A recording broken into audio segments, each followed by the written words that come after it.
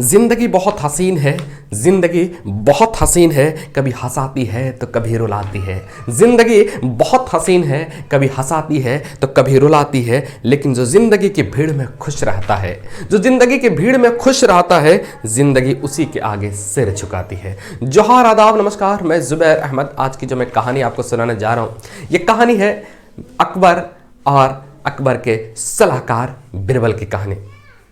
एक बार अकबर के दरबार में बिरबल को जो है ना मेन सलाहकार माना जाता था। मंत्री का सबसे बड़ा मंत्री माना जाता था वो, और मेन सलाहकार था, और बहुत अपनी बुद्धिमत्ता के लिए वो प्रसिद्ध थे।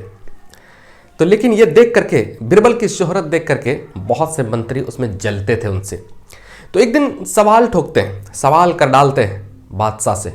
कहता है जहाँपना, अगर हम 3 सवाल करेंगे, 3 क्वेश्चन करेंगे, और ये 3 सवालों का अगर आपका सलाहकार, आपका मंत्री बिरबल अगर 3 सवालों का अगर जवाब दे देगा तो फिर हम मान लेंगे कि वो बहुत बुद्धिमान है। अगर इन 3 सवालों का जवाब अगर नहीं दे पाया ना, तो फिर आप उनको इन पद से हटा देना पड़ेगा।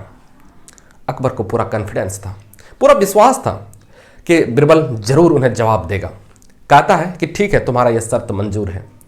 तो फिर बिरबल को कहता है कि तुमसे सवाल होगा, अगर तुमने तीनों जवाब नहीं दिए तो तुमको अपने पद से त्याग देना पड़ेगा, हटाना पड़ेगा। तो बिरबल कहता है जहाँपना, बिल्कुल ठीक है, कोई दिक्कत नहीं, मैं तैयार हूँ। और अकबर को पूरा भरोसा था कि बिरबल से जैसा भी सवाल हो, लेकिन ये जवाब जरूर देगा। तो वो मंत्री इनसे सवाल करते हैं, हुक्म होता है सवाल करने का। सवाल करते हैं, कहता है एक पहला सवाल मेरा यह है कि इस आकाश में, इस पूरे आकाश में कितने तारे हैं। और दूसरा सवाल मेरा यह है कि इस पृथ्वी का, इस धरती का केंद्र कहाँ है। और तीसरा सवाल है कि इस पृथ्वी पर कितने पुरुष हैं और कितने स्त्रियां हैं। सवाल तो बड़े खतरनाक था। तो बिरबल कहता है ठीक है, मेरा पहला सवाल आपका था कि इस आकाश में कितने तारे हैं। तो जवाब सुन लो। भेड़ को मंगाया गया और कहा, भेड़ को सामने हाजिर किया और कहा कि इस भेड़ को जितना, भेड़ के ऊपर, भेड़ के खाल में जितना बाल है उतना ही आकाश में तारे हैं। आप गिनती कर लो, आपको पता चल जाएगा कि आकाश में कितना तारे हैं। दूसरा सवाल था कि पृथ्वी का केंद्र कहां पर है।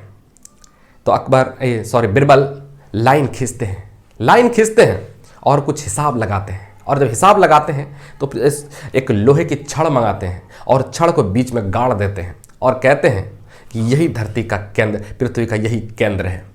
अगर आपको यकीन ना हो तो आप आजमा लो, आप जांच कर लो। अकबर बहुत खुश होता है। अकबर कहता है चलो ठीक है, दूसरा सवाल हो गया। अब तीसरा सवाल यह था कि इस धरती पर कितने स्त्रियां हैं, कितने पुरुष था। अब तो ये तो काउंटिंग करना बड़ी मुश्किल था। तो बिरबल कहता है कि जहाँपना, इस पृथ्वी पर कुछ लोग ऐसे भी हैं जो ना तो स्त्री जाति में आते हैं, ना तो पुरुष जाति में आते हैं, यानी बीच वाले हैं। और उसमें कुछ इसी दरबार में मौजूद हैं। अगर आप उन बीच वाले आदमी को, जो ना तो स्त्री की श्रेणी में आते हैं ना तो पुरुष की श्रेणी में आते हैं, वैसे आदमी को अगर आप मौत के घाट उतार देंगे, आप कत्ल का हुक्म दे देंगे, कत्ल हो जाएगा, तो मैं काउंटिंग करके आपको बता दूं कि कितनी स्त्रियां हैं और कितनी पुरुष हैं।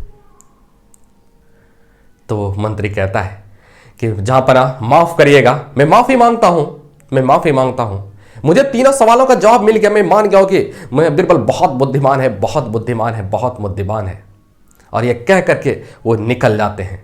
दरबार में फिर दोबारा कभी नजर नहीं आते।